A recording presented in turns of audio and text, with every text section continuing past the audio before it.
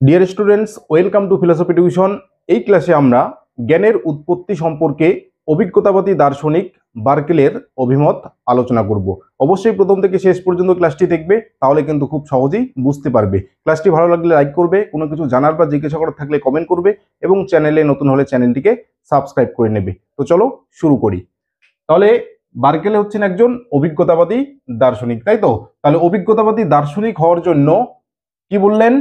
জ্ঞানের মূল উৎস হলো অভিজ্ঞতা তথা ধারণা। অর্থাৎ আমাদের যাবতীয় জ্ঞানের মূল উৎস হচ্ছে কি? অভিজ্ঞতা বা ধারণা। অর্থাৎ ধারণার মাধ্যমেই কিন্তু আমরা যথার্থ জ্ঞান লাভ করি। এটাই হচ্ছে বার্কেলে বলেছেন। এবার দেখো কি বলছেন, ধারণাই সৎ বস্তু। তাহলে আমরা বস্তু বলতে কাকে বস্তু বলতে বার্কেলে কাকে বোঝাচ্ছেন? বস্তু বলতে বার্কেলে ধারণাকেই বোঝাচ্ছেন। ধারণাকেই সৎ বস্তু বলছেন। কেন বলছেন? ধারণাকেই প্রত্যক্ষ করি। বার্কেলে বলছেন যে আমরা কোনো বস্তুকে প্রত্যক্ষ করি না, বস্তুর যে ধারণাটা সেই ধারণাটাকেই আমরা প্রত্যক্ষ করি। অর্থাৎ ধারণাটাই, বস্তুর ধারণাটাই আমাদের প্রত্যক্ষের বিষয় হয় বা ধারণাটাকেই আমরা দেখি। ক্লিয়ার? তাহলে ধারণাকেই যদি আমরা প্রত্যক্ষ করি, এর জন্য বার্কেলে কি বলছেন? যে কোনো বস্তু প্রত্যক্ষের বিষয় হয় না। তাহলে বস্তু কিন্তু আমাদের প্রত্যক্ষের বিষয় হচ্ছে না। আমরা কাকে প্রত্যক্ষ করছি? বস্তুর ধারণাটাকে। ক্লিয়ার?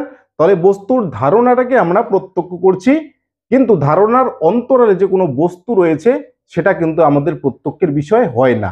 অর্থাৎ এই ক্ষেত্রে বার্কেলে কিন্তু কোনো ধারণার ধারক রূপে যে কোনো বস্তু রয়েছে সেটা কিন্তু স্বীকার করছেন না। তাহলে কোনো বস্তু যদি আমাদের প্রত্যক্ষের বিষয় না হয়, তাহলে জড় বস্তু বলে কিছু নেই। তাহলে বার্কেলে কি বলছেন? যে কোনো বস্তু যেহেতু আমাদের প্রত্যক্ষের বিষয় হচ্ছে না, কাজেই জড় বস্তু বা জড় দ্রব্য বলে কোনো কিছু নেই। আচ্ছা, এবার দেখো বস্তুর গুণ প্রত্যক্ষ হয়। তাহলে এই যে অসংখ্য যে বস্তুগুলো রয়েছে এই জগতে, তাহলে এগুলো কি? প্রশ্ন আসে। তাহলে বার্কেলে বলছেন যে বস্তুর গুণগুলো আমাদের প্রত্যক্ষের বিষয় হয়। অর্থাৎ আমাদের ইন্দ্রিয় সংবেদনের সঙ্গে যখন বস্তুটার কানেকশন হয়, তখন কিন্তু সেই বস্তুটার সঙ্গে আমাদের কানেকশন হচ্ছে না। বস্তুর যে গুণগুলো রয়েছে, রূপ, রস, গন্ধ, স্পর্শ প্রভৃতির সঙ্গে কিন্তু আমাদের সাক্ষাৎ হচ্ছে বা আমাদের প্রত্যক্ষ হচ্ছে। এর জন্য বলছে কি? বস্তুর গুণগুলো প্রত্যক্ষ হয়, বস্তুকে সরাসরি প্রত্যক্ষ হচ্ছে না, বস্তুর গুণগুলোকে আমরা কিন্তু প্রত্যক্ষ করছি। এবার দেখো গুণের সংবেদন বা ধারণা হয়। তাহলে বস্তুর গুণ প্রত্যক্ষ করছি মানে কি? বস্তুর গুণের সংবেদন বা ধারণা হচ্ছে। তাহলে একটা বস্তুর গুণ প্রত্যক্ষ করা মানে কি? সেই গুণের প্রত্যক্ষ হওয়া। প্রত্যক্ষ হচ্ছে জন্যই তো আমরা বস্তুর গুণটাকে প্রত্যক্ষ করছি, তাই তো? তাহলে বস্তুর গুণ প্রত্যক্ষ মানে কি? বস্তুর গুণের সংবেদন বা ধারণা হচ্ছে। আচ্ছা, এবার দেখো ধারণা হচ্ছে। এবার বার্কেলে বলছেন যে ধারণা কিন্তু আবার স্বনির্ভর নয়। অর্থাৎ ধারণাটা একা একা কিন্তু থাকতে পারে না। এই ধারণার ধারক রূপে বার্কেলে কি বলছেন? যে ধারণার ধারক হলো মন। অর্থাৎ ধারণাগুলো কিন্তু মনে আবার আশ্রয় হয়ে থাকে। ক্লিয়ার? তাহলে দেখো একটা বস্তুকে যখন আমরা সরাসরি প্রত্যক্ষ করছি না, বস্তুর গুণগুলোকে আমরা প্রত্যক্ষ করছি। বস্তুর গুণগুলোর সংবেদন হচ্ছে, অর্থাৎ ধারণা হচ্ছে। এই ধারণা কিন্তু আবার ধারণার ধারক রূপে মন প্রত্যক্ষ করছে। অর্থাৎ ইনডাইরেক্টলি যদি বলা যায়, তাহলে কিন্তু এই বস্তুর গুণগুলোকে মন কিন্তু প্রত্যক্ষ করছে। ক্লিয়ার? আচ্ছা, এবার দেখো ধারণাকেই প্রত্যক্ষ করি, কিন্তু বার্কেলে বলছেন কি? বিমূর্ত সামান্য ধারণা অস্বীকার করেন। বিমূর্ত সামান্য ধারণা কোনগুলো? দেখো মনুষ্যত্ব, গোত্ব। অর্থাৎ বিশেষ বিশেষ মানুষের যে একটা ধর্ম রয়েছে, বিশেষ বিশেষ মানুষের যে একটা ধারণা রয়েছে, যেটাকে সামান্য ধারণা বলা হয়, সেটা হচ্ছে মনুষ্যত্ব। ঠিক একইভাবে বিশেষ বিশেষ গরুর যে সামান্য ধারণা সেটা হচ্ছে গোত্ব। বলছে এই মনুষ্যত্ব, গোত্ব এগুলো কি? সামান্য ধারণা। এগুলো, এই সামান্য ধারণাগুলো কি? বিমূর্ত।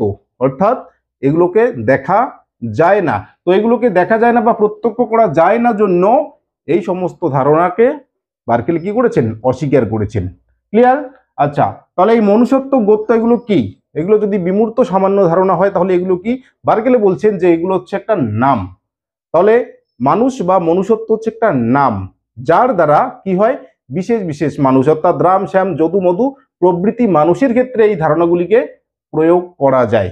ধারণাগুলিকে প্রয়োগ করা যাচ্ছে না, এই নামগুলোকে প্রয়োগ করা যাচ্ছে। যেহেতু মনুষ্যত্ব গোত্র এগুলো হচ্ছে কি? নাম। ক্লিয়ার? তাহলে মনুষ্যত্ব গোত্র হচ্ছে নাম, এই নামগুলো বিশেষ বিশেষ মানুষের ক্ষেত্রে কিন্তু প্রযোজ্য করা হয়।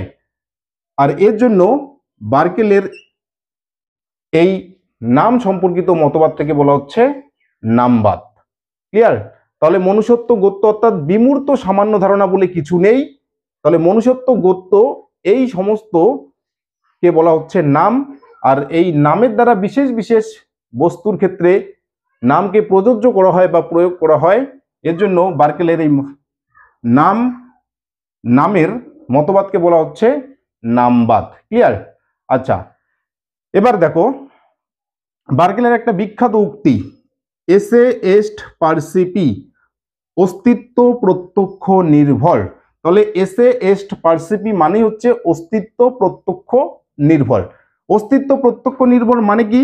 অস্তিত্ব প্রত্যক্ষ নির্ভর মানে হচ্ছে যদি কিছু থাকে, যদি কিছু থাকে তাহলে সেটা প্রত্যক্ষ হবে। তাহলে যদি কোনো কিছু থাকে তাহলে সেটা প্রত্যক্ষ হবে, প্রত্যক্ষের বিষয় হবে, অর্থাৎ তাকে দেখা যাবে। অস্তিত্ব প্রত্যক্ষ নির্ভর মানে কোনো কিছুর যদি অস্তিত্ব থাকে তাহলে সেটাকে কি করা যাবে? প্রত্যক্ষ হবে। ক্লিয়ার? দেখো প্রত্যক্ষ হবে মানে কি? আমরা তো বস্তুকে সরাসরি প্রত্যক্ষ করতে পারছি না বার্কেলের মতে। তাহলে এই যে বস্তুটা প্রত্যক্ষ হবে মানে বস্তুর গুণগুলোকে প্রত্যক্ষ হবে। বস্তুর গুণগুলোকে কে প্রত্যক্ষ করবে? বস্তুর গুণগুলোকে মন প্রত্যক্ষ করবে, তাই তো? তাহলে বস্তুর প্রত্যক্ষের বিষয় হচ্ছে কি? মন।